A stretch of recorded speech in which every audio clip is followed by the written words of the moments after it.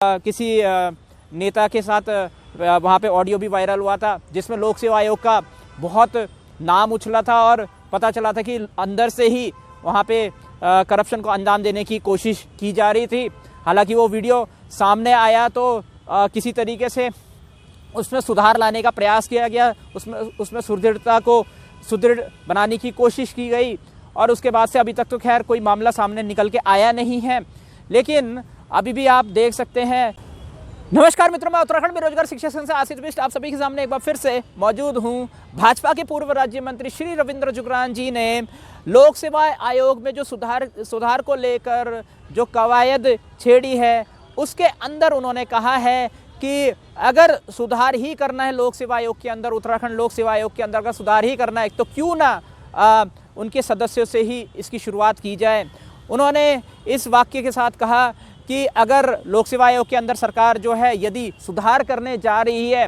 तो शुरुआत इसकी क्यों ना उनके सदस्यों से की जाए। वो यह कहना चाह रहे हैं कि क्योंकि यूकेपीएससी जो है, उत्तराखंड लोक सेवा आयोग जो है, वो बड़ी बड़ी परीक्षाओं को अंजाम देता है। जैसे कि आपको पता है असिस्टेंट प्रोफेसर जो है वो बहुत बड़ी परीक्षा है।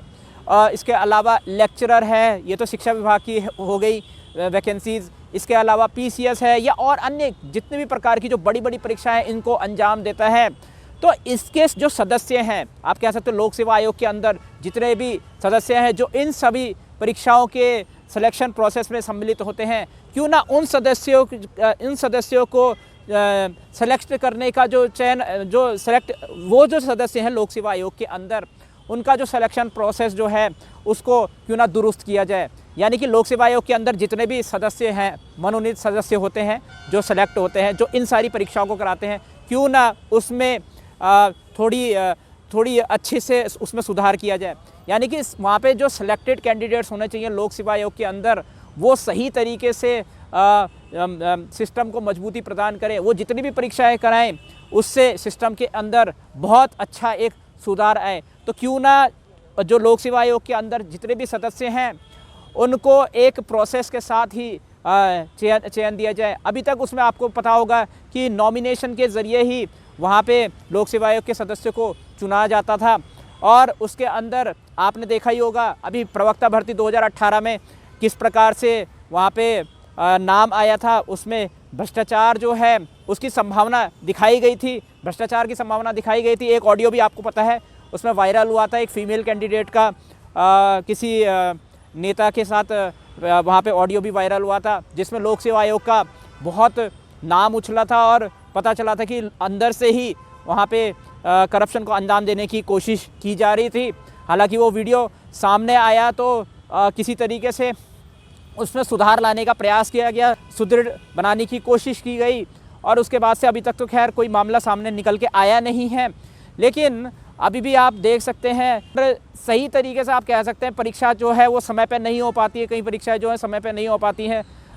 कई वैकेंसीज़ जो हैं वो 3-3 साल में, 4-4 साल में एक बार आ रही हैं। तो इस चीज़ को दुरुस्त करने की ज़रूरत है कि जो भर्तियाँ 3-3, 4-4 साल में एक बार आ रही हैं उनको हर साल जो है लाने की कवायद होनी चाहिए। आई थिंक ये होना चाहिए कुछ इस प्रकार से। अगर सदस्यों को चुना जाए, अगर उसमें क्वालिटी एम्प्लॉइज़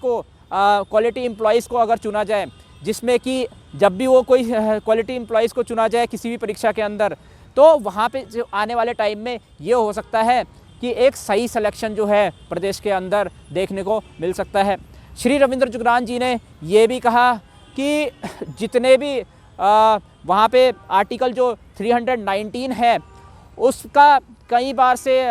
उल्लंघन एक तरह से हुआ है, जिसमें कि उन्होंने बताया कि सदस्य जो है वो मनोनीत हो जाते हैं। आर्टिकल 319 के तहत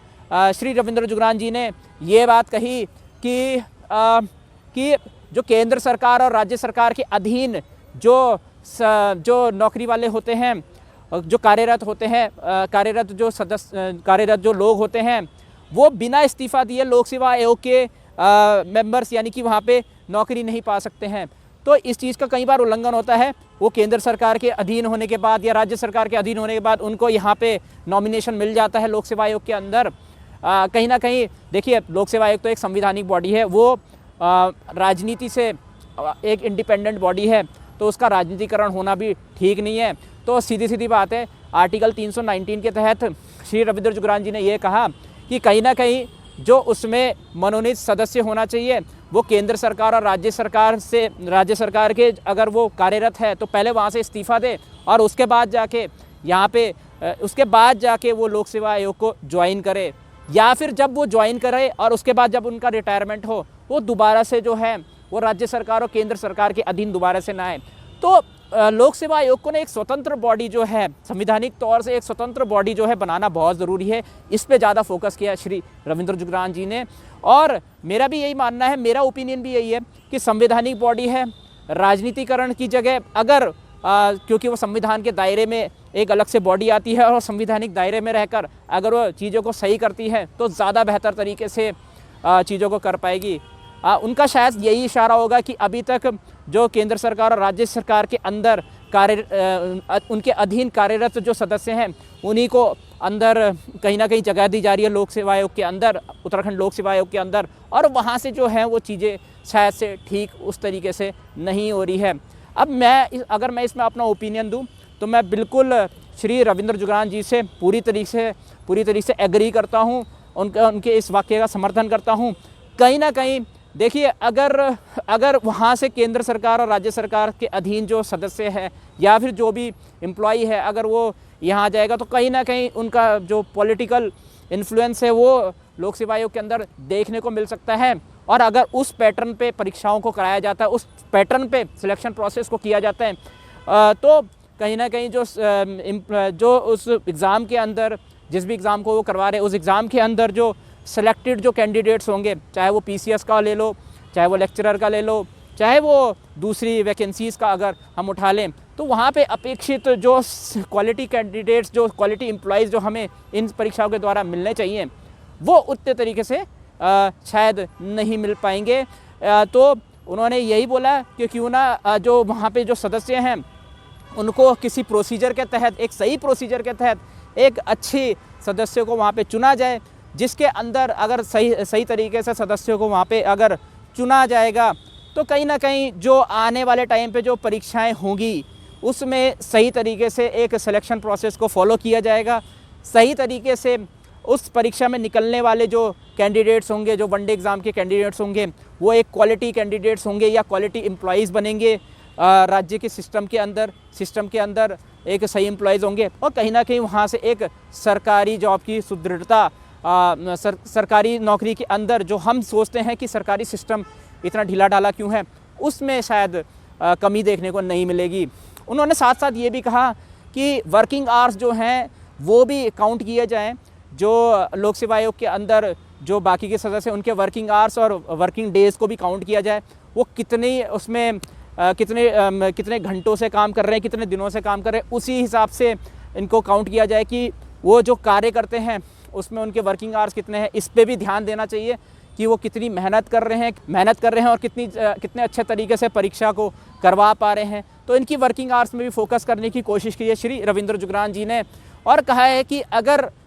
सरकार इसमें इम्प्रूवमेंट की कवायद कर रही है तो उनके सदस्यों के साथ ही इसमें इम्प्रूवमेंट आनी चाहिए। मेरा भी यही मानना है कि शायद अगर इसमें सुधार की गुंजाइश अगर सरकार सोच रही है तो वो सदस्यों के साथ ही अगर होती है। आई थिंक क्वालिटी एम्प्लॉय मिलना बहुत ज़्यादा ज़रूरी है देन कि बहुत सारी क्वांटिटी में एम्प्लॉय मिले और वो उस तरीके की क्वालिटी प्रदान ना कर पाए सरकार को जिस तरीके की ज़रूरत है सरकार को एक्चुअली में। तो मेरे को लगता है कि क्वालिटी एम्प्लॉय बहुत इम्पॉर्टेंट है, और अगर क्वालिटी एम्प्लॉय सरकारी नौकरी के अंदर मिलेगा तो कहीं ना कहीं उत्तराखंड में जो समस्याएं चल रही हैं, जैसे कि हम देखते हैं कि 3000 स्कूल जो हैं उसे 3000 ऐसे स्कूल हैं जिसमें 50 से कम संख्या है विद्यार्थियों की। तो कहीं ना कहीं उसके सॉल्यूशंस भी जो है IAS लेवल पे, PCS लेवल पे आई थिंक वहाँ पे जो सिलेक्टेड कैंडिडेट्स होंगे वो निकाल पाएंगे और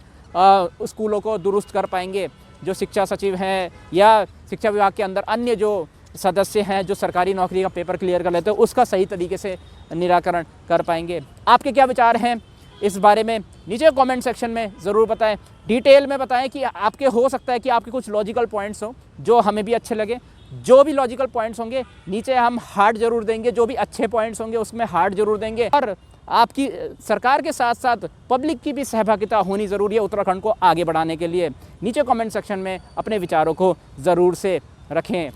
मैं उत्तराखंड बेरोजगार शिक्षक संघ से आशीष बिष्ट आप सभी से अनुमति लेता हूँ। जय भारत, जय उत्तराखंड।